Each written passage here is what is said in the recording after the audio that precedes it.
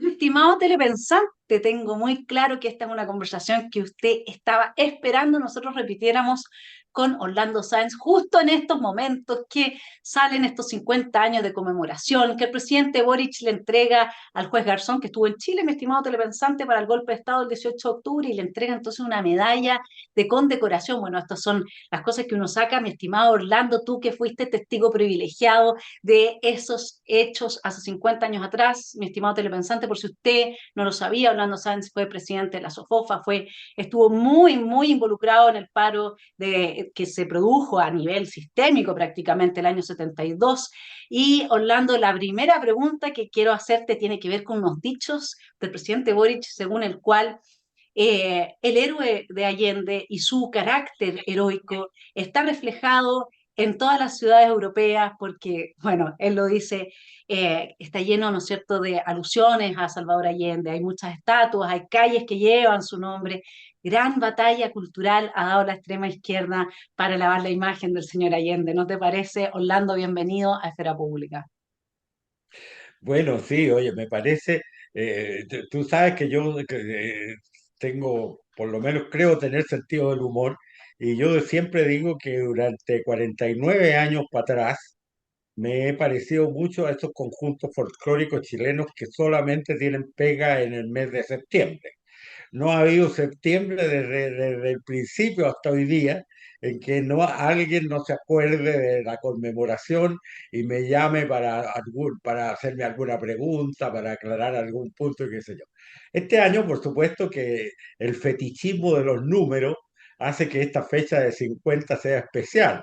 Para mí no tiene nada especial, es simplemente la que sigue al 49 y antecede al 51. Bueno, pero en fin. Y por supuesto, y a eso se suma el hecho de que no quedan ya muchos sobrevivientes que hayan vivido la época activamente y como testigos de eso. Entonces, los requisitos aumentan, llámalo tú así. Bueno, mira, ¿qué quieres que yo te diga? Yo soy un admirador de la forma en que murió Allende. O sea, creo que yo le tengo respeto a Allende. Lo conocí mucho, bastante, y creo que murió como hombre integral. Creo que fue consecuente con su idea que ya es un motivo para separarlo completamente de los políticos normales que de consecuente no tienen nada, ¿no es cierto? Y qué te digo, la celebración con que a él se le recuerda la entiendo, la entiendo. Quien ha dejado con su muerte es como Balmaceda, en el fondo, ¿no? Como Balmaceda. Se dice por ahí que todavía hay balmacedistas y congresales, ¿no es cierto? Bueno, de manera de que entiendo perfectamente que Allende y su trágico fin se conviertan en una especie de leyenda. Pero de ahí a sacar conclusiones de que todo lo que dijo incluso en sus últimas alocuciones, sea verdad, hay un mundo. O sea, la figura de él merece mucho respeto. Lo que él dice, por ejemplo, cuando él en su discurso final por radio alude a los traidores, esto que está pasando es fruto de traidores a la patria y a la democracia. Bueno, eso primero que todo un insulto a quienes yo creo que, fíjate, en la gira del presidente ahora, el Boric a Europa, él ha hecho mucha cuestión del rechazo, de acabemos nunca más a los golpistas. Bueno, es curioso que un presidente de una coalición de extrema izquierda hable de nunca más a los golpistas, cuando resulta que los únicos golpistas institucionalizados, programáticos que existen en el mundo, son precisamente los de la extrema izquierda, en los que él se cuenta, porque ¿quién es el que tiene en el programa de acción política la violencia como un método legítimo de buscar el poder? ¿Quiénes son? ¿Son los que apoyaron el golpe de Estado de los militares en septiembre o son los de ahora? Si se trata de perseguir golpistas, lo que deberían hacer es proscribir a esos partidos ¿qué es lo que es una sonada popular sino un golpe de Estado? Entonces, la verdad es que el doble estándar. Ahora, la historia está llena de ironía, ¿ah? Yo creo de que sobre todo el Partido Comunista ha estado por años edificando la leyenda de la UP y tratando de hacer aparecer el gobierno de Boric como una especie de continuador y heredero de lo que fue la Unidad Popular y Allende. Yo creo que ese proyecto inicial se ha venido bien al suelo en causa de lo pésimo que es el gobierno de Boric.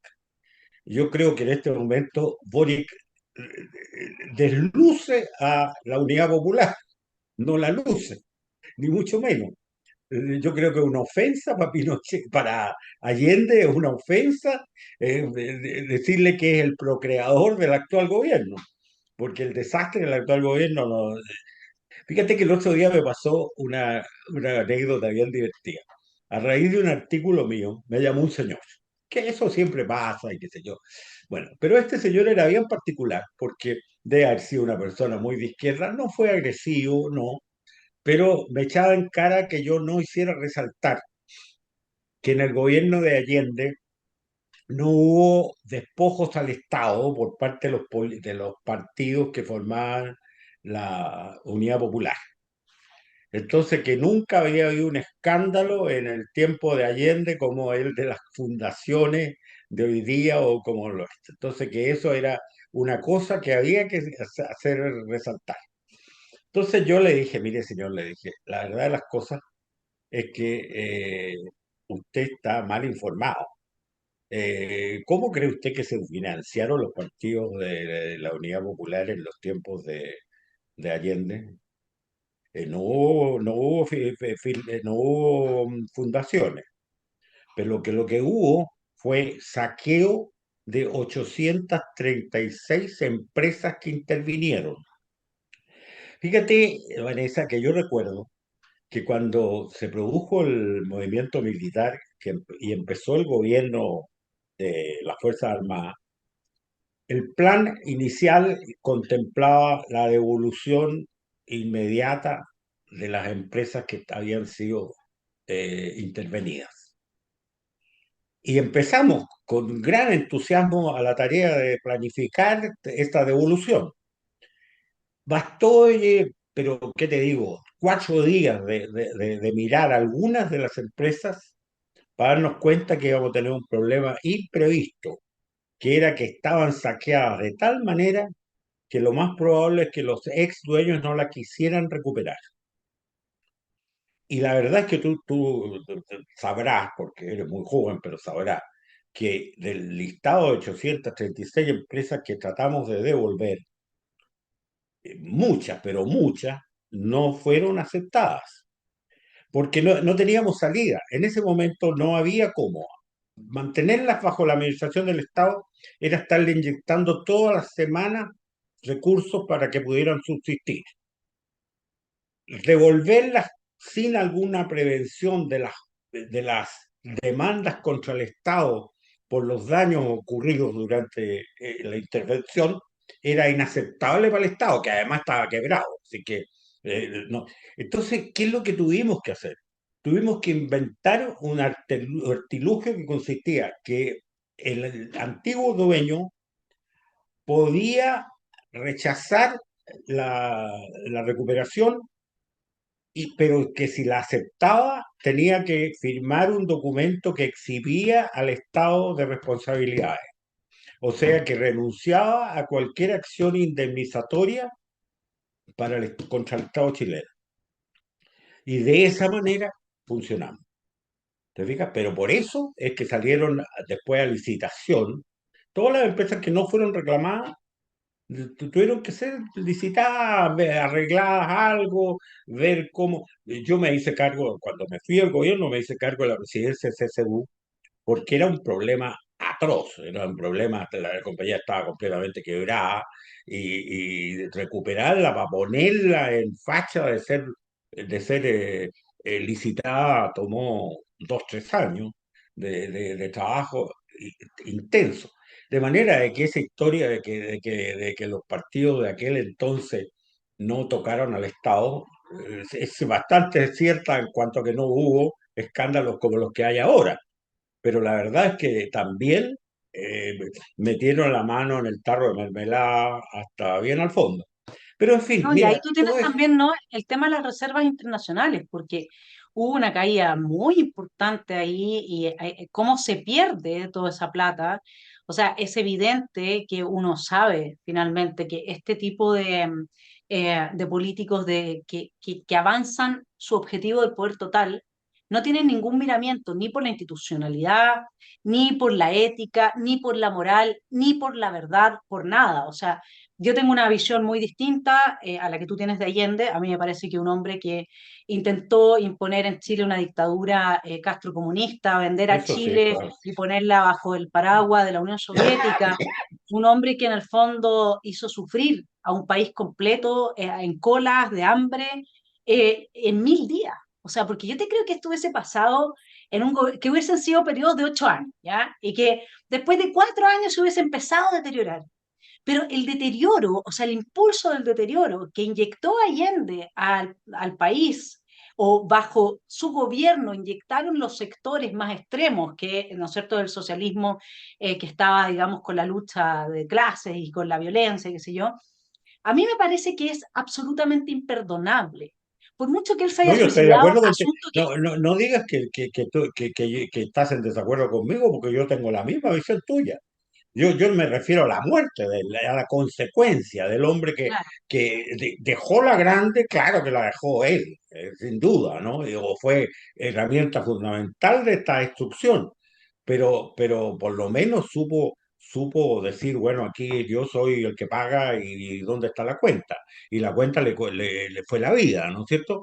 Bueno, eso por lo menos hay que reconocerle las consecuencias con su pensamiento y con su acción.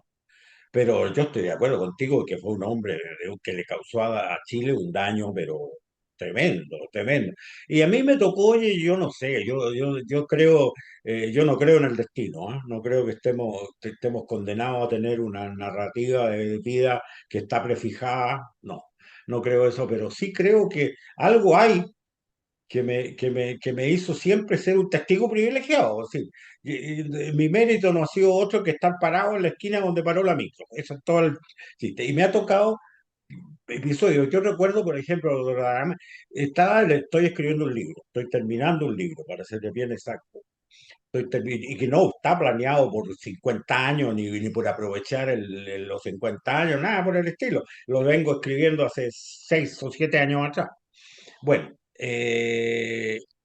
me acuerdo cuando yo conocí por primera vez personalmente a Eduardo Frei en el periodo en que Allende ya estaba ratificado por el Congreso y y me acuerdo que invitó a 3 o 4 dirigentes empresariales, de los cuales era yo uno, a su casa, no a La Moneda, a su casa, y en esta estaba el tipo desolado. Y entre las cosas que contó, que nosotros lo oímos, y eso fue todo, era que él le había pedido a Allende que no asumiera. Y nos dijo, yo llamé a Salvador y le dije, mira Salvador, piensa bien en lo que haces. Tú vas a ser destructivo para Chile, vas a ser un desastre de este país. Da un paso al costado y no asumas el cargo. Bueno, nosotros cuando nos quedamos estupefactos que un presidente de la República dijera eso a tres o cuatro dirigentes empresariales que éramos eso y que no hacíamos otra cosa que oír estupefacto eso, ¿no es cierto? Bueno, resulta, pues, de que a mí dio la casualidad que mis relaciones con Allende, meses después, cuando ya estaba la moneda, por supuesto, y esto ocurría en Tomás Moro, eh, él me dijo, hablaba muy mal de, de Frei, me dijo, fíjese, me dijo que Frei, ese fresco, tuvo la cara de pedirme a mí que no asumiera. O sea, me ratificó que eso había pasado. Desde luego, don Eduardo Frei previó lo que iba a pasar, previó lo que iba a pasar. De manera y lo previó con dolor. ¿Te fijas? Yo me acuerdo que en una conversación posterior con él, con don Eduardo, él me dijo, me pidió que yo le pensara en si yo tuviera que decidir el éxito o fracaso de un gobierno por un solo factor. ¿Qué preguntaría? ¿Qué índice usaría para juzgar el éxito o fracaso de un... Yo pensé harto el tema, dije, pucha, el crecimiento del producto, ¿qué será la disminución de la pobreza? Si yo tuviera que atenerme a un solo dato para juzgar cuán bueno o malo fue un gobierno. Bueno, y cuando me preguntó de nuevo si había pensado, yo le dije, mire, le di hartas vueltas, y ¿sabe lo que decidí? Que el parámetro que quiero usar es quién lo sucedió. Si el gobierno que lo sucedió al que estamos juzgando fue para deshacer la obra y destruir la obra del anterior, ese gobierno anterior fracasó. Y si fue para proseguir y ahondar el camino de que esto triunfó. Él se sintió terriblemente tocado por mi respuesta. Yo no la pensé mirándolo el gobierno de él, pero me di cuenta que era una alusión directa al caso de él dejándole la presidencia de la República a Allende. Y a él me dijo ahí, mire, me dijo, la verdad es que yo no estoy de acuerdo con su opinión, me dijo, por lo menos en el caso nuestro, me dijo, porque la gente no sabe que la gente cree que yo soy el culpable de haber perdido la elección pasada. Yo quiero decirle a usted que yo me vi obligado a aceptar la candidatura de Radomiro Tomic. Y tuve siempre claro de que Radomiro era el más mal elegido de todos los candidatos que podíamos tener. ¿Y por qué? Porque tú no sabes eso, porque no existía. Pero ¿qué pasa? Que Radomiro Tomic era una cosa digna de conocerse, ¿ah? Era un loco brillante. Era de esas personas asombrosamente inteligentes y articuladas, y hablaba, pero ¿para qué te digo? Era un orador formidable, pero era un tipo que cuando la realidad contradice lo que él piensa, es la realidad la que estaba equivocada, no jamás él, ¿te fijas? Y el tipo entró a la campaña a quitarle los votos de extrema izquierda a Allende, en circunstancia de que la derecha, que estaba muy desarmada, paró la candidatura de don Jorge Alessandri nada más que porque Tomic era el candidato. La democracia cristiana tenía media docena de candidatos que habrían ganado la elección y Claro. habrían y Y que no habrían habrían, cosechado el apoyo de la derecha, ¿no? pero si Claro, don Jorge no quería ser candidato, no quería claro. ser candidato. Entonces, la verdad de las cosas es que eso te demuestra el dolor que sentía Frey por lo que estaba pasando. Ahora, yo creo que dentro de problemas de calidad intrínseca, además Boric tiene mala suerte, ¿ah? Tiene mala suerte porque está parado en una coalición que, en la que buena parte de esta coalición estuvo de acuerdo con el golpe de Estado. En su momento, pues, ¿no es cierto? Porque no me van a venir a decir a mí que la democracia cristiana estaba en contra. Había demócratas cristianos que estaban en contra de cualquier tipo de acción como golpe de Estado. Pero, pero había y grandes figuras del partido estaban convencidas, entre las cuales estaba Eduardo Frei, que el golpe de Estado era inevitable. La izquierda parece incapaz de darse cuenta que en el sector verdaderamente democrático no hay partidarios de golpes de Estado. Uno se resigna al golpe de Estado. No es que desee un golpe de Estado. Simplemente llega un momento en que tú te convences de que no hay soluciones democráticas. Llega un momento en que tú dices, se agotaron las instancias institucionales para arreglar este problema. Y la única forma es una intervención. Puede ser que tu juicio sea equivocado o esté equivocado de fecha, pero lo que te lleva a ti a ser partidario de una intervención es la desesperación de problemas que tú ves irresolubles para la estructura que existe. Y eso pasó en el tiempo de Allende. En el tiempo de Allende se agotó la clase política. Hoy día, fíjate que yo me reía hoy día recordando cómo somos desviados. ¿Ah? En un medio de prensa aparece todo un análisis, están haciendo todo un análisis del año 70, 73 y hacen un cuadro inmenso de las posiciones de los distintos partidos políticos, y porque seguimos atados a la cuestión, a la idea de que todo lo hacen los partidos políticos. Y en la caída de Allende, la intervención de los partidos políticos ya fue mínima. Fue la sociedad civil el principal actor. Y eso no lo estudia nadie. Eso no lo estudia No, nadie. porque eso le daría un carácter de legitimidad democrática al quiebre institucional y la intervención de las Fuerzas Armadas. Orlando, y a mí me gustaría, como tú tienes tan clara la película hacia atrás, me encantaría que hiciéramos un análisis de este gobierno en cuanto a a los aspectos medulares, ¿no? Estamos con una crisis económica, sí o sí. Me encantaría que tú como empresario nos expliques un poco cuáles son los aspectos que más te preocupan de cómo Hacienda lleva las riendas de la economía del país. Estamos en una crisis institucional que cada vez deja más atónita a la población, porque ni siquiera el Contralor está dispuesto a hacer su pega. Es decir, acá el gobierno está actuando como una mafia, robándose Nadie dice que ellos se roben los computadores, pero curiosamente desaparecen los computadores donde está la información que sí tenemos claro que desaparecieron los audios de Jadwe desde la fiscalía. O sea, ya esto es que, como decimos en buen chileno, la cueca en pelota, ¿no es cierto?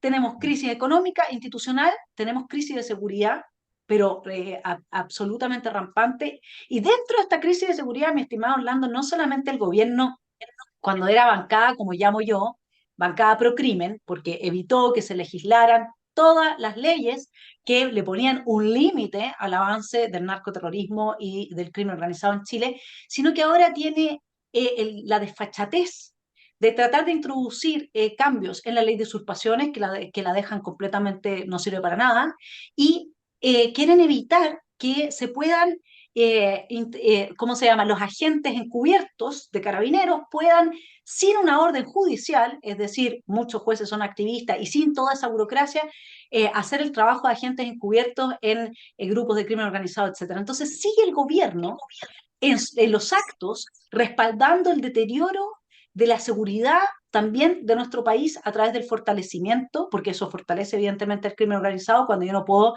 a los carabineros con una orden administrativa permitirles ser agente cubierto dentro. O sea, todo lo que está haciendo este gobierno no, no huele bien, por citar un poco a Shakespeare.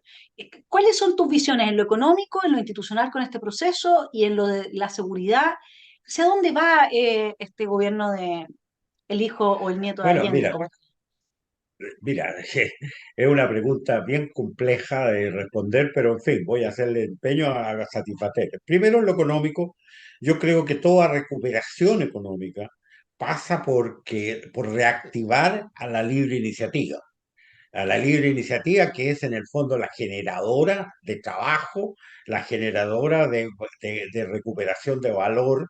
Esa, esa, esa iniciativa, ¿cómo no va a saber uno que este gobierno no es partidario de la libre empresa?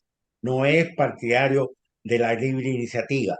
cuando tú vas, por ejemplo, a un país en que han llegado a ser poder real, poder efectivo, porque aquí lo que pasa es que no tienen correlación de fuerza, pero cuando llegan a tenerla, como podría ser el caso de Cuba o la Unión Soviética en su tiempo, qué sé yo, aplastan todo. Yo me acuerdo que las primeras veces que iba a Cuba, hasta los luchabotas eran del Estado.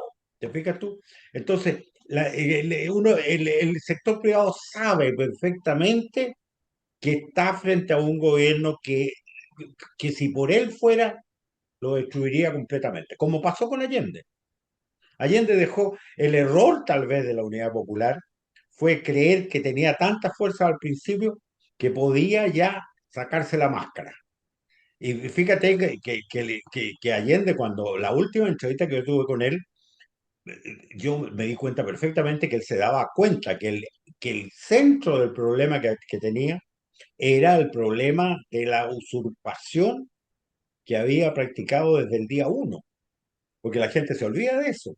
Allende en la primera semana comenzó con la usurpación de empresas, estatizó toda la banca, me nombró, no tenía cómo adquirir la propiedad jurídica de las cosas, pero en la práctica lo hacía lo mismo, y nombraba un interventor con las leyes del año 82, etc. O sea, yo creo que la crisis económica que vive Chile es una crisis muy profunda y que no tiene ni siquiera principio de recuperación, porque una característica de la iniciativa privada esencial es la seguridad. Entonces, cuando tú no tienes seguridad jurídica, cuando tú no tienes seguridad de que lo que haces hoy va a ser respetado en un año más, tú no haces nada. Simplemente sigues con la inercia. Claro, Marcel dice, no, si siguen haciéndose proyectos. Sí, pero ¿cuántos proyectos son proyectos que no, que hay desarrollo detrás de ellos de 5 o 6 años que vienen planeándose y que llega un momento en que no se pueden parar? Pero así, iniciativas nuevas, verdaderamente fuertes, grandes, son poquísimas. Y cuando son de algún país extranjero que se siente protegido por razones que el empresario chileno no tiene. En estas situaciones como la que existen hoy día, el empresario chileno nacional es un ser mucho más desprotegido que el extranjero. Parece increíble, pero es así. El privilegio no lo tiene él. No, no tiene un Estado que realmente le importe su prosperidad. Entonces, naturalmente, no hay inversión. No hay inversión nueva. No hay savia nueva que esté entrando al sistema. La gente cree que la inversión, oye, es toda igual, pero hay dos tipos de inversión, por decir, en brocha muy gorda. La inversión de corto plazo y la inversión de largo plazo. Debería incluso separarse los dos índices. ¿Sabes por qué? Porque la inversión de largo plazo es la que demuestra la confianza del sector privado. Nadie invierte en proyectos de largo plazo cuando no tiene seguridad jurídica y no tiene seguridad institucional. Puede ser que invierta en el corto plazo, cuando tú dices la bolsa está subiendo, claro, la bolsa está subiendo porque llegan inversionistas de aquí y de fuera que me dicen, pucha, si compro aquí en una semana más puedo salir y con una ganancia. El tipo está jugándose a que va a haber una semana en que no va a haber cambios terribles. Pero pídele a ese hombre que invierta para un proyecto de 3 4 5 6 años como son la mayoría de los proyectos. Yo me acuerdo que yo discutía, tuve una amistad larga, sería muy largo contarte con Aldo Ferrer, que había sido ministro de Economía de Argentina. Y yo le decía, oye, ustedes miden la inversión de largo plazo, viejo, y tú te darás cuenta que los argentinos no creen en Argentina. Ustedes crecen, es cierto, pero crecen en el edificio que se convierte, se construye ahí en la esquina de la calle tal con tal en Buenos Aires porque van a vender los departamentos de aquí a un año y se van a hacer la utilidad. Pero busca a alguien que esté planeando una empresa petrolera que va a demorarse 5 años en empezar a redituar. Y cuando en un país desaparece la, la inversión de largo plazo, es señal de que ese país tiene un problema de recuperación económica muy complicado. Ahora, pasando a la crisis institucional que tiene Chile. Chile está desvencijado institucionalmente, ¿no es cierto? Está desvencijado porque los poderes públicos se han ido superponiendo uno a otro, la Corte Suprema se mete en cosas que son plenamente de carácter legislativo, el poder legislativo chutea para el lado cosas que van a parar al Tribunal Constitucional, el Tribunal Constitucional está ya politizado y trata de salir por cualquier tangente que esté. O sea, el país está desvencijado eh, y enfrentado además, oye, a una disyuntiva grande, porque ¿cómo arreglas tú esta cuestión? Tendrías que arreglarlo con una modificación constitucional muy a fondo, que no se ve muy factible, ¿no es cierto? El propio gobierno, ¿qué crees tú que va a pasar de aquí a fin de año? Cuando nos enfrentemos con un gobierno que tiene el principal eje de su poder está en una coalición de extrema izquierda, que basta leer el programa. Mira, si hay algo fácil en la política chilena es predecir lo que va a hacer un partido comunista, porque es cuestión de pescar el programa de Lenin, el quehacer de Lenin, ¿te acuerdas del libro? Es cuestión de qué hacer y de revisar. ¿Qué es lo que va a hacer el Partido Comunista? Esto. No hay dónde perderse. Bueno, tú comprendes de que esa gente toma el ejemplo del PC, son más, pero tomemos el ejemplo del PC. De aquí a fin de año está forzada a elegir entre la constitución de Pinochet, que se han pasado 50 años denigrando, o la constitución que redacte el organismo. ¿Tú qué crees que va a pasar ahí? Va a pasar que en algún momento van a patear la mesa. O sea, en algún momento van a buscar argumentos para oponerse a las dos cosas. Para decir nosotros no podemos suscribir lo que fue la constitución de Pinochet, ni podemos suscribir el proyecto constitucional de estas cuestiones. ¿Qué es lo que van a hacer? Van a tratar de ensuciar el proyecto nuevo, probablemente, para por lo menos controlar que cualquier cambio se produzca en el Congreso, donde hay una fuerza de ellos y qué sé yo. Pero ¿eso va a solucionar el problema de fondo de la estructura del Estado en Chile? Si es el Estado el que hay que reformar. Hay que rearmar la estructura jurídica del Estado chileno, del organigrama. Hay que arreglar el organigrama. Y eso, oye, no es, yo creo, factible en el Chile de hoy. Entonces, la verdad es que yo creo que está creciendo cada día más la desesperación del sector razonable de este país, que dice, ¿cómo vamos a solucionar con las instituciones que hoy día hay y con el tipo de dirigentes que hoy día tenemos, problemas tales como mira lo de la Araucanía, ¿no? Lo de la Araucanía pasó de ser una reivindicación de tierra de hace 50 40 años atrás a ser una verdadera guerrilla. Porque lo que está ocurriendo en la Araucanía, ¿tú crees que existe alguna posibilidad de solucionar lo de la Araucanía con una mesa de diálogo? ¿Con quién va a dialogar? Tú comprendes de que lo que está pasando en la Araucanía, la gente que se supone es partidaria de una solución pacífica, está claramente ayudando, porque si esa gente realmente estuviera en contra de la violencia, sería la primera en denunciar a los que están haciendo violencia, ¿no es cierto? Pero nada de eso pasa.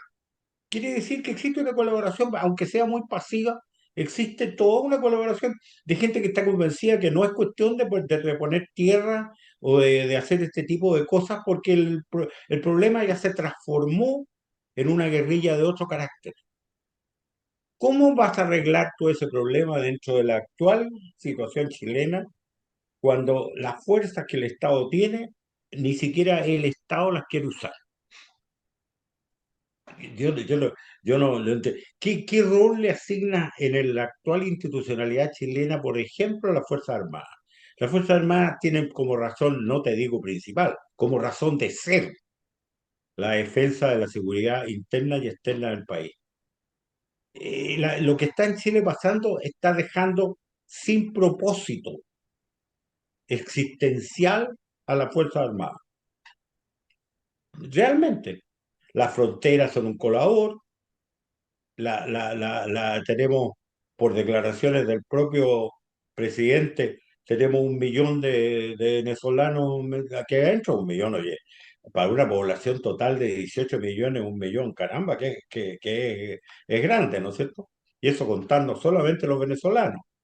¿Cuánto tendrá Chile ya de extranjeros dentro de una proporción de su población considerable, ¿no es cierto? De manera de que estamos en un problema muy complicado, en que ya no se trata de solucionar el problema del mal gobierno de Boric, se trata de solucionar el problema de armazón institucional del país de aquí en adelante. Yo quisiera, a mí el otro día alguien me preguntó, no me acuerdo quién, si yo me reconocía golpista, referido a mi, a mi posición en el tiempo del año 73. Si la pregunta es, ¿eras tú partidario de que hubiera un golpe de Estado en Chile? Sí. Si eso es ser golpista, yo era golpista. ¿Por qué? Porque no porque me gustara el golpe de Estado. Preferiría 1000 veces que continuara el sistema democrático. He luchado toda mi vida por el sistema democrático. Pero llega un momento en que tú realistamente te das cuenta que hay problemas que se han agravado de tal manera que están más allá de la solución por una vía totalmente democrática. Eso es lo que está creciendo en Chile hoy día. Y no es la resucitar a Pinochet ni nada por el estilo. Es la desesperación del chileno que piensa, que ve como su país se está desarmando. El país llamado Chile, mira lo que ha pasado ayer, o ayer o anteayer, qué sé yo, ya uno le da miedo abrir el diario. Eh, un robo en el ministerio. ¿Tú crees que puede haber algún ladrón que busque lucro, que se le ocurra ir a robar eh, computadora a un ministerio público? ¿No es cierto? Si quisiera robar computadores, se iría a asaltar una tienda que vende computadores, ¿no es cierto? Pero, ¿tú crees de que puede alguien sacarse la historia de que en un ministerio haciéndose pasar y además los guardias lo ayudan yo me No, acuerdo sí, que ese es uno de los temas más importantes porque hoy día, después de la entrevista que le hizo el Mercurio al general Rosas, donde el general Rosas dice que lo del 18 de octubre estuvo absolutamente planificado, que la moneda estuvo a punto de caer. Y ahí tenemos las declaraciones de Sergio Mico también. Tenemos la intervención de los organismos internacionales, no solamente en la redacción del mamarracho, que es impresentable que la ONU se haya prestado para corredactar eso, porque claramente aquí hay un plan de la izquierda internacional que capturó los organismos internacionales y que hoy día nos está imponiendo su ideología desde arriba con la Agenda 2030, que los empresarios no leen la agenda. Cuando quiera yo les voy a dar una charla gratis, mi estimado Orlando, nos podemos juntar para que entiendan lo que hay detrás de la agenda, que no es un tema de cambio climático, pero ya con independencia de eso, la verdad es que hoy día lo que nosotros tenemos que decir es que el gobierno comunista frente amplista que tenemos tiene por origen un golpe de Estado que se le dio al presidente Piñera. Ellos, como dice Max Colodro, no están dispuestos a aceptar las reglas de la alternancia pacífica del poder. Y cuando están fuera del poder, ellos destruyen la democracia. Entonces, por el nivel supuesto, de hipocresía que está teniendo este gobierno ya llega y la cara de esta mujer llamada Camila Vallejo, la ministra de la mentira, como le ponemos, porque ya recorrer el mundo diciendo que en Chile el resultado del plebiscito de salida fue producto de fake news, de entrevistas como la tuya y la mía en este momento, es de tal descaro el nivel de mentira, de truchería con todo el caso de los convenios, etcétera, que aquí hay un problema antes que lo institucional, hay un anclaje moral que se disolvió completamente. Y yo no sé de a dónde vamos a reconstruir eso. Sí. Bueno, no hay ninguna duda de que lo que pasa hoy es que este gobierno ha llevado a los extremos las contradicciones que hay detrás de todo esto. Yo fíjate que, por ejemplo, yo no comparto tanto tu juicio negativo. A mí me cae simpática la Vallejo, porque yo creo que debe ser un tormento para ella el puesto, ¿eh? Porque tiene su lealtad es tan dividida, es una comunista, y por lo tanto ella, su primera prioridad es el partido, ¿no es cierto? Pero por otro lado tiene una pega, digamos, que la obliga a estar defendiendo cosas que son absolutamente impresentables, ¿te fijas? La verdad es que ante cualquier persona ante una disyuntiva así, yo me fui cuando llegué a la conclusión que estaba en un gobierno en que si seguía actuando iba a tener que estar defendiendo cosas que eran para mí impresentables, preferí irme. Tal vez sea cobardía, como me lo dijo, no me lo dijo llamándolo cobardía. Jaime Guzmán, me acuerdo que cuando llevaba yo, oye, ¿qué te digo ya? 4 o 5 años escribiendo críticamente en el gobierno de Pinochet. Él llegó un día y me llamó y me dijo, oye, mira, juntémonos porque yo creo que esto se está pasando de la raya. Entonces armamos una comida en mi casa, me acuerdo perfecto que llegó, éramos muy simpáticos, Jaime. Llegó y bueno, yo empecé bien agresivamente a decirle, mira Jaime, yo te conozco mucho a ti y tú no puedes estar de acuerdo con cosas que tú sabes que son evidentes, que las ve cualquiera que quiera verlas. ¿Estás de acuerdo tú con eso? Entonces él me dijo, no estoy de acuerdo. Entonces, ¿qué es lo que hacía ahí? Entonces él me dijo, lo que yo te digo, Orlando, es lo siguiente. Tu posición es de un egoísmo feroz, porque tú sabes que si te hubieras quedado en el gobierno, habrías podido salvar vidas como no puedes hacer desde, desde esta posición que tienes. Eso, tú has preferido tu conciencia a la generosidad para los demás. Te juro que me hizo harto cototo el argumento de él, ¿ah? Entonces yo le dije, "Mira, tengo que reconocer que mirado desde ese punto de vista tienes razón, existe, no sé, pues le dije, yo quiere decir que mi conciencia es más fuerte de lo que la tuya es, pero yo no puedo hacer la pantomima de que estoy apoyando cosas en las que no creo, en las que no debo entonces, ese problema, oye, de estar... de- eh, me acuerdo que una vez mira, yo creo que en la historia de Chile hay un acto de generosidad que nadie ha apreciado. Tú sabes muy bien que el ladrillo, famoso ladrillo, se hizo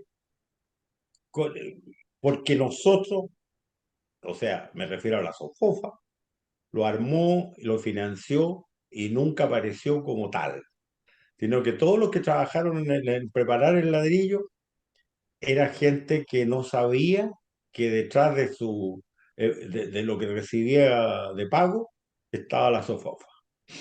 Había media docena de personas que sabían y nadie más. Frey, lo sabía Harpa, lo sabía Guzmán, en fin, lo sabía, ¿cómo se llama? El radical Durán, Julio Durán, ya, pero nadie más. Nosotros, pero estábamos de atrás, pero sabíamos lo que estaba ocurriendo, sabíamos de cómo iba saliendo el programa. Y llegó un momento en que nosotros nos hicimos la siguiente letra. Este programa económico va a destruir a la industria, que somos nosotros. Esta apertura al comercio internacional va a acabar con gran parte de la industria chilena. Es legítimo que nosotros, SOFOFA, estemos patrocinando y estemos financiando la ejecución de un programa, la preparación de un programa que nos va a destruir a nosotros mismos. Yo te voy a dar una cifra que es impresionante. Cuando cayó Allende, el sector manufacturero, entendido en su forma más amplia, tenía un aporte al producto geográfico del orden del 28%, o una cosa de ese orden. Hoy día no tiene el 10%. O sea, imagínate el impacto que para de la industria chilena tuvo la apertura comercial de Chile, pero había que hacerla. Había que hacerla, ¿por qué? Porque la política de sustitución de importaciones había llegado a su límite. Nosotros no podíamos seguir asignando recursos con una lógica de defender las divisas, porque lo que pasaba era que teníamos una estructura industrial desarrollada en base a los derechos de aduana. ¿Por qué existían las tres cuartas partes de las empresas en Chile? Porque estaban protegidas por aranceles aduaneros feroces. El promedio era 150%, date cuenta. Entonces teníamos cosas tan ridículas como cuatro o cinco armadoras de auto. Date cuenta en este país que en ese tiempo tenía 20.000 vehículos, necesitaba 20.000 vehículos por año, 20.000. Tenía seis, creo, o cinco armadurías de autos que eran artesanales. Tú comprenderás que había una fábrica de autos, la Amber, no me acuerdo cuál era, en Arica. Hacía, creo que 200 autos al año. Eran artesanales. Tú ibas ahí y veías un tipo martillando una plancha de fierro para hacer el parachoque o qué sé yo qué. Era ya primitivo. Eso era el producto de derechos de aduana descomunales. ¿Te fijas? Bueno, no podíamos seguir como país tomando decisiones de inversión de los recursos escasos que teníamos en ese tipo de decisiones forzadas por un sistema totalmente. O sea, nos dimos cuenta de que había llegado el momento de sacrificar una industria que era esencialmente ineficiente, esencialmente artificial. Y mira lo que costó. El sector textil desapareció de Chile. Piensa tú, por ejemplo, por darte un ejemplo. El sector textil desapareció de Chile. Y caramba que era gente, y caramba que era fuerte el sector social. Claro, pero yo creo que ahí nos metemos como en temas complejos en el sentido de que China, ¿no es cierto?, que es como la, la fábrica del mundo.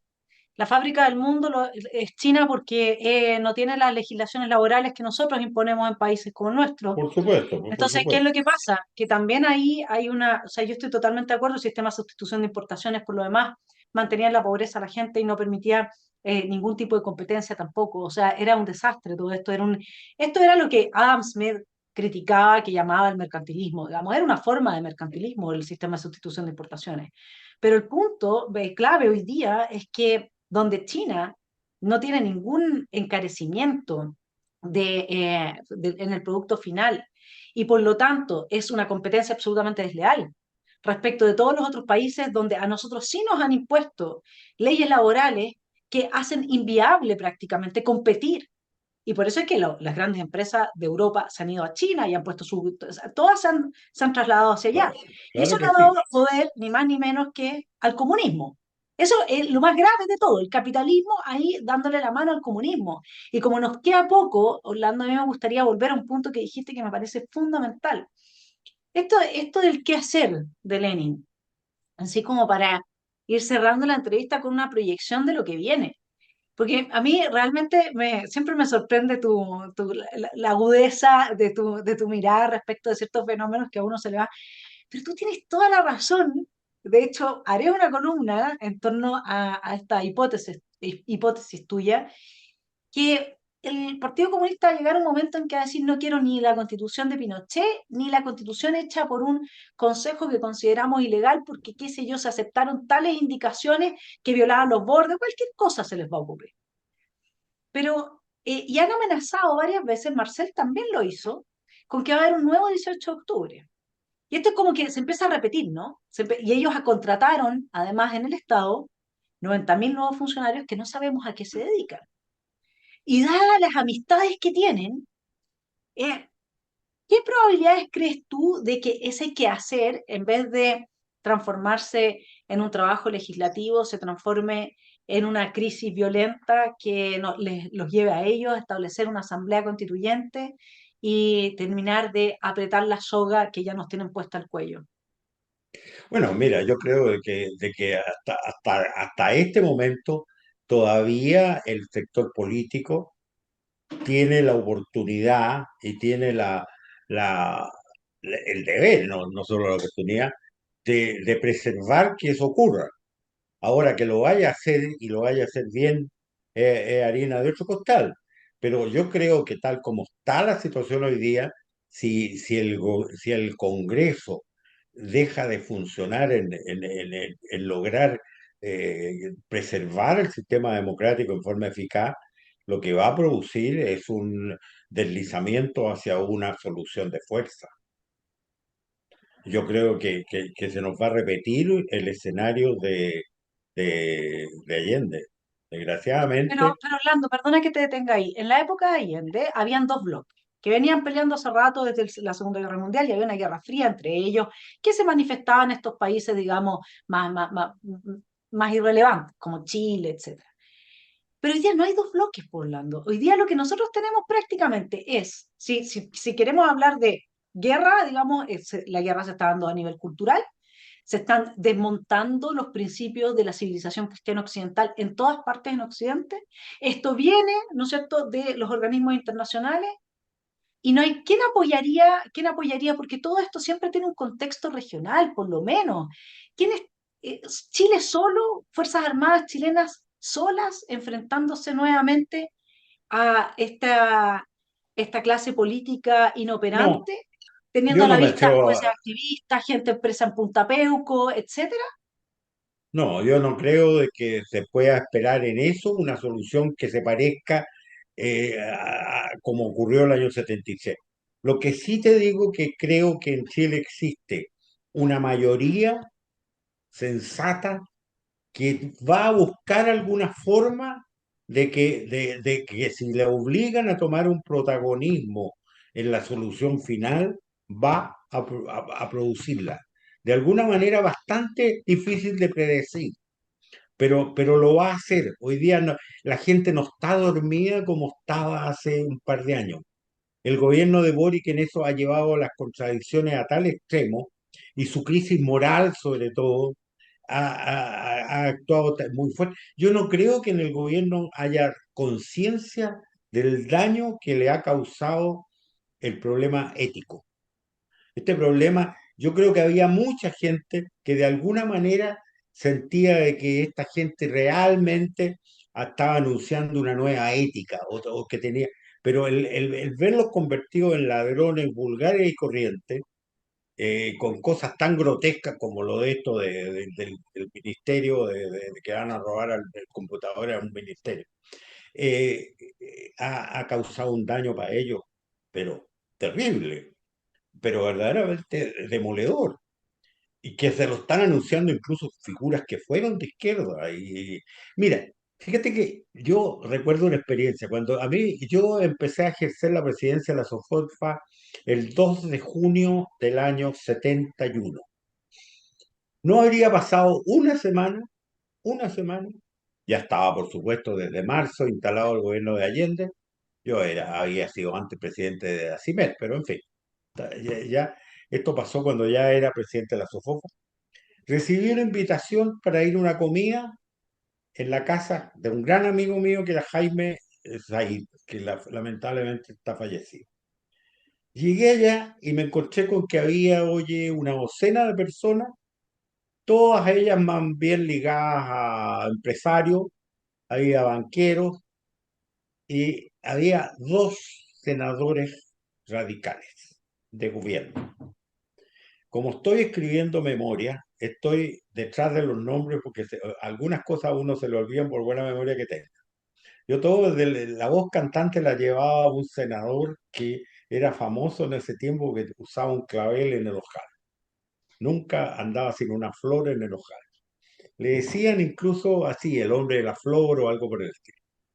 Fíjate tú, O sea, estamos hablando de junio, finales de junio del 71. Estos dos señores radicales de gobierno venían a esta comida invitados y lo que hicieron fue empezar a hablar de su preocupación por el zarpazo que el gobierno le estaba dando a los bancos y a dejar en claro que ellos estaban en contra de eso. Yo no podía creer lo que estaba oyendo. Estaba sentado frente a dos senadores de gobierno que estaban a la semana hablando de que no estaban de acuerdo. Entonces empezaron a dejarse caer en el sentido de bueno, ¿y qué se va a hacer? No, lo que se va a hacer es que nosotros lo que queremos es que el partido se refuerce, porque si nosotros tenemos más refuerzo, tenemos más parlamentarios, vamos a tener mucha más fuerza para evitar estos extremos. Así que lo que nosotros necesitamos es que el partido crezca, porque va a ser un dique a estas demasías. Sí, pero las elecciones que vienen faltan un lote de tiempo. ¿Y qué es lo que necesitan para ese refuerzo de partido? Plata. Ayúdennos. O sea, venían a pedir plata. Venían en una forma muy elegante, no, no jamás diciendo esto, sino que nosotros necesitamos juntar fuerzas, obtener más recursos para hacer publicidad, qué sé yo qué. O sea, pero era palpario que lo que busca. Y eso a la semana de haber comenzado, o sea, el, de- el espanto porque creó la entrada en escena de las intenciones verdaderas del gobierno de López, ya a esa fecha estaba provocando ¿cómo se llama? La fuga de lealtades. Y yo te digo, a lo largo del tiempo nosotros cosechamos una cantidad inmensa de información y de ofertas de ese tipo que provenían del propio gobierno. ¿Te fijas? ¿Por qué? Porque la descomposición interna, esos partidos que son democráticos en el fondo, llega un momento en que empiezan a darse cuenta de que tienen por delante una disyuntiva complicada. Están metidos en un gobierno que lo que pretende es acabar con el sistema de que ellos mismos son parte. Entonces empieza la lucha de lealtades. Esto de la senadora esta que habló de los monos peludos, qué sé yo, ¿qué crees tú que es eso? Eso es una manifestación de un conflicto interno, ¿no es cierto? De la persona que con cierto grado de honradez está diciendo, oye, ¿en qué estoy metida? ¿En qué estoy metido con mi partido si nosotros no somos esto? ¿Me fijas? Bueno, ese problema, yo creo que como cuando te decía que yo creo que Boric ha tenido incluso mala suerte, es que todos esos conflictos de intenciones, esas profundas grietas que existen adentro de estas dos almas que hablan, dicen de que el gobierno tiene dos almas. Bueno, es una imagen harto mala, yo no sé quién la inventó, pero No, harto yo mala. creo que quieren decir que el gobierno es bipolar, que es algo distinto. A mí me cuesta ver a la Vallejo hablando de alma cuando los comunistas no creen en Dios, ¿no es cierto? Entonces no creen en Cuando alma.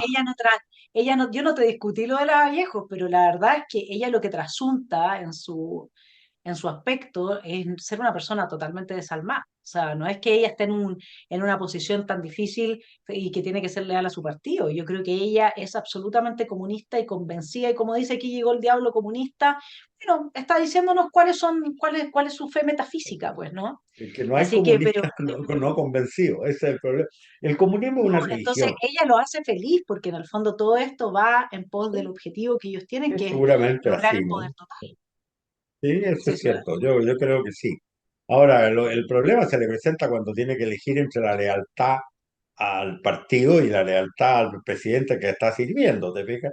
Ahí, y el presidente es un barquito que va de bote en bote, para un lado, para otro, calma pero a yo unos creo, con pero los... tú sabes quién reina en las tinieblas, Orlando, esto está absolutamente pensado No, sí, así, sí, pues sí. sí, Y sí, Chávez es también le cierto. dijo a los empresarios que no iba a tocar las empresas, y esta gente es mentirosa y se da vuelta la chaqueta porque esa es su práctica política, es eso, o sea, creerle algo a un comunista que haya dicho en favor de la democracia, de la libertad de expresión, de la libre competencia, es ser un inocente a estas alturas. O sea, sabemos muy bien, como tú dijiste, cuál es el plan de ellos, es cosa de abrir el librito de Lenin nomás. Entonces, y miente, y esta gente roba, y esta gente se hace los éticos, y esta gente se autodona, y esta gente se pacta con los vándalos, que después los indulta, que les retira las leyes de las querellas interior de seguridad interior del Estado. O sea, no es, o sea, lo que pasa es que a uno quizás le cuesta un poco entender que dentro de la amplia gama de naturalezas humanas, digámoslo así, hay una que es así y que no tiene ni Dios ni ley, sí tiene otros ídolos, digamos, y que su instinto, porque es un instinto, como el instinto de la autoconservación, su instinto es el poder total. Esto es su naturaleza, es la fábula de la rana y el escorpión. El escorpión no puede evitar ser lo que es. Camila Vallejo no puede evitar ser lo que es. Ella está en su salsa. De hecho, tú ves que no se le arruga, pero y eso no es que tenga Botox, digamos, es que no se arruga, es que está absolutamente caminando como la vanguardia que ellos dicen que son, en la dirección que ellos se propusieron llevar al país. Y claro, y ahí está la pregunta, mi estimado Orlando, de si este gran número de chilenos razonables va a ser capaz, por, como tú bien dices, una vía que todavía no la vemos, de ponerle un límite a esto, porque la verdad es que yo los veo avanzar en todo su proyecto ideológico refundacional de una manera muy clara y sin mayores resistencias y con las dentro de la estructura institucional, el Tribunal Constitucional, la Contraloría y un largo etcétera de jueces, activistas, etcétera, que están que siguen alimentando y que siguen siendo leales a este proyecto en el que Boric y Telier están tomados de la mano 100%. Si el Frente Amplio es otra manera de decir Partido Comunista. Si el Partido Comunista Sí. descubrió que tiene que cambiarse el nombre en los otros países como Podemos, Podemos es comunista, no, se ponen otro nombre nada más, ese es el tema. Exactamente, no, no, si tú tienes toda la razón, no hay ninguna duda. Pero mirándolo en una perspectiva histórica, esas características de fanatismo que tú dices y de jamás dejar de lado el programa, la meta, es característica de las estructuras de tipo religioso. Por eso que yo comparo al comunismo mucho más con una religión que con un partido. Porque no nos olvidemos que a extremos tales como el Partido Comunista hoy día, han llegado en la historia otras instituciones que han generado ese tipo de fanatismo. Y aunque cueste y duela decirlo, yo me mateaba harto en la historia de la propia iglesia en la que creo. Yo soy católico romano, pero reconozco que hubo cristianos que llevaron su fanatismo al extremo de quemar en la plaza pública a seres humanos porque creían que estaban haciendo el bien, ¿no es cierto? Y sostuvieron estructuras de poder que fueron completamente aberrantes, ¿no es cierto? Y el propio papado fue aberrante en una determinada época. De manera de que yo, cuando te digo que me da pena la Vallejo, es porque me da pena como me da pena Torquemada. Gente que O una otra. está casada entre una realidad que no concuerda con el mundo que quiere y que está desgarrada la vida entera. Mira, a mí me tocó, perdona que siempre haga tanta alusión al pasado, me tocó cuando estábamos creando el movimiento de independientes por la democracia y después por el no y después por la Elwin. Me acuerdo que mi interlocutor principal era un hombre admirable que se llamó Edgardo Benítez. Ricardo Benecke era un tipo superior, era un tipo superior que hubiera sido presidente de la República con todas las cualidades que tenía, maravilloso. Pero era muy humilde, era un hombre bueno. Lo cierto es que ahí empezamos y él me tiró una tarea. Me dijo, oye, nosotros estamos tratando de armar la concertación, y tú también, pero tenemos un gran problema. Tenemos un gran problema que la concertación en el fondo no se puede, cuesta mucho armarla cuando hay un sector que está en la vía violenta. Porque la vía violenta contra el régimen de Pinochet lo único que hace es endurecer al régimen. El avanzar en el lado político, cuando tenemos una actividad eh, violenta en marcha, entonces no, me propuso la tarea de ver si había alguna forma de convencer al Partido Comunista de que cesara en esa situación y se aviniera a tomar el camino político. En buenas cuentas era una invitación a unirse a un bloque que pensaba ejercer una presión política para cambiar al régimen. Esa sería la definición exacta. Y yo me las moví. Bueno, a todo esto yo le decía, oye viejo, por favor, yo creo que yo soy el peor elegido de la historia para una tarea así, presidente de la FOFOFA, si ustedes mismos se esconden para conversar conmigo. Sí. Entonces, mira, me dice, no, tú te has equivocado, me dice.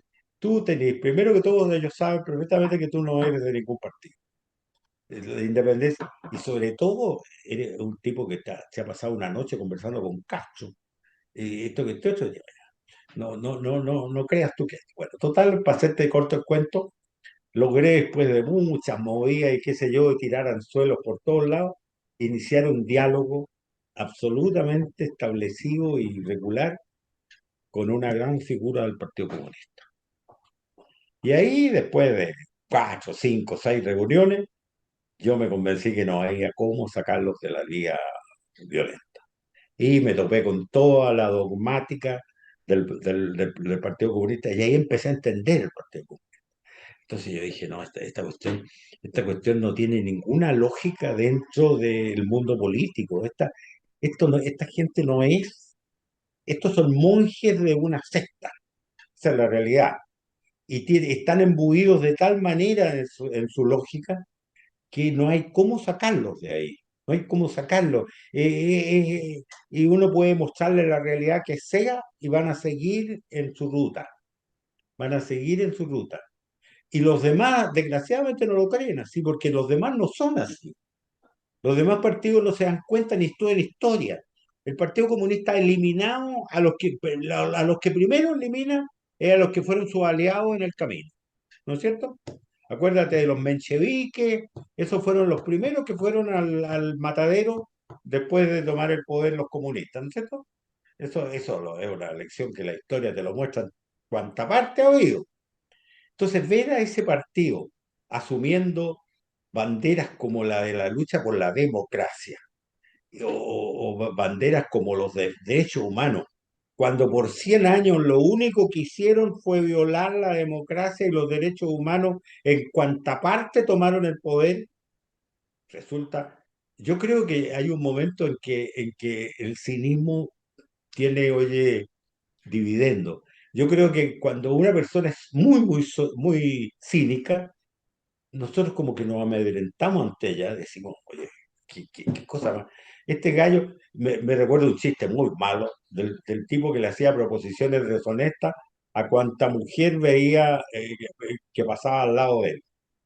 Entonces llega un momento en que le cuenta este cuento a alguien, a un amigo, y este amigo atónito le dice, pero hombre, por Dios, ¿cuántas cachetadas has recibido? Sí, he recibido unas cuantas, pero tú no tenías idea las veces que he tenido éxito. Bueno, el comunista es como lo mismo, ¿ah? Ejerce el cinismo sin ningún tipo de tapujo, sin ningún tipo de decir, pucha, le estoy hablando de derechos humanos a este ñato que se sabe la historia y que sabe lo que hizo Stalin y que sabe lo que hizo Ceausescu, lo que hizo esto, lo que hizo más. Bueno, la verdad es que uno se asombra ante el cinismo de decir que son defensores de la democracia cuando programáticamente son antidemocráticos.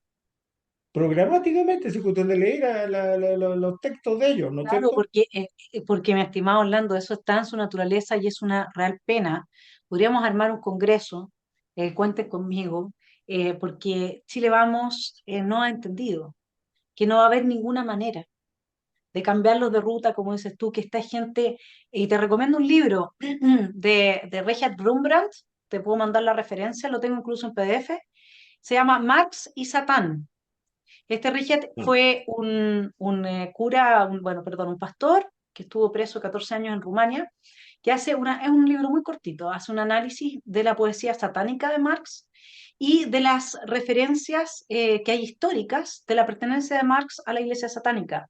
Así es que eso nos mostraría por qué tienen que destruir el reino de Cristo, el reino del amor, el reino de la paz, de por qué transforman la política siempre en violencia. Habría una explicación teológica, es una hipótesis a la que yo cada día adscribo con mayor entusiasmo, porque al menos hermenéuticamente me sirve para entender por qué están tan fuera del mundo y por qué tienen una convicción tan fuerte. Estas convicciones son siempre espirituales, nunca una persona absolutamente atea y del mundo mundano tiene estas proyecciones de trascendencia, de instalar, de hacerle caso a la ley de la historia, de llegar hasta la utopía. Esto siempre tiene una dimensión metafísica, aunque sea la inversa, ¿no? Mi estimado Orlando, hemos cumplido el tiempo, te agradezco enormemente, ha sido para variar, de una tremenda agudeza, capacidad de mostrarnos lo que está pasando. Y yo, como lo hice en mi columna pasada, quiero pedirle a la gente que vea esta entrevista y que conozca a demócratas de verdad, con el corazón bien puesto, que los persuada de que con esta gente no se puede conversar. Por lo tanto, si queremos salvar a Chile del matadero comunista, necesitamos recuperar nuestra institucionalidad y pasarle la cuenta a los que violen las leyes y las reglas democráticas del juego. ¿Te parece, Orlando? Pero absolutamente. Y espero que tengamos fuerzas para eso, ¿ah? Porque yo te digo, si no, vamos a tener una salida que ni nadie de nosotros desea, pero que si nos fuerzan a ello, bueno, a mí me queda muy poco dinero en el carrete, de manera que no puedo soñar en más que dejar a mi pacha. Yo nunca me pensé vivir esta segunda crisis como la que estamos viviendo ahora. Nunca tenía la esperanza de no tener que repetir la experiencia de hace 50 años atrás, porque fue muy penosa y muy traumática. De manera de que espero, pero mira, llega un momento en que las operaciones, como un cáncer que avanza, llega un momento en que las únicas soluciones son muy radicales. Y desgraciadamente cuando los pueblos se encaminan a un desastre, los pueblos al final no mueren, ¿ah? No mueren. Los pueblos siempre alguna salida tienen, ¿ah? Aunque sea la salida de estar oprimidos por sí, por muchos años. Mira lo que está pasando en Cuba. ¿Cuántos años lleva el régimen comunista en Cuba? ¿60 años ya? ¿70?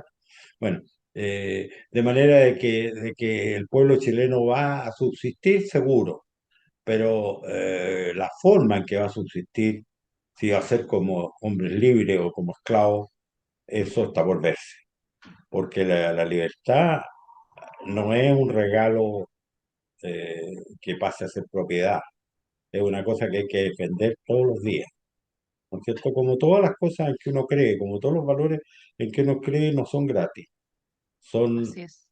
hay que defenderlos. Para eso nos trajeron al mundo. Así es, mi estimado Orlando. Te agradezco este mensaje final también. Un abrazo grande aquí desde Esfera Pública y nos estamos viendo muy pronto porque sí o sí estos análisis son necesarios justamente para eso, para defender los valores, defender la libertad y nutrir en otros esta posibilidad. Creo que también es muy importante llegar con tu mensaje de que hay gente con la que no se va a poder conversar y que logremos persuadirnos de eso. Tenemos que hacer el trabajo uno a uno a cada demócrata que uno conozca, hay que transmitirle esto y ver entonces qué soluciones institucionales se pueden dar. Mi estimado Orlando, un gran abrazo. Gracias por estar en Esfera Pública. No, gracias a ti. A mí me encanta conversar contigo, de manera que yo te agradezco a ti. Un abrazo, que tengas Muy claro. una muy buena semana. Adiós. Gracias.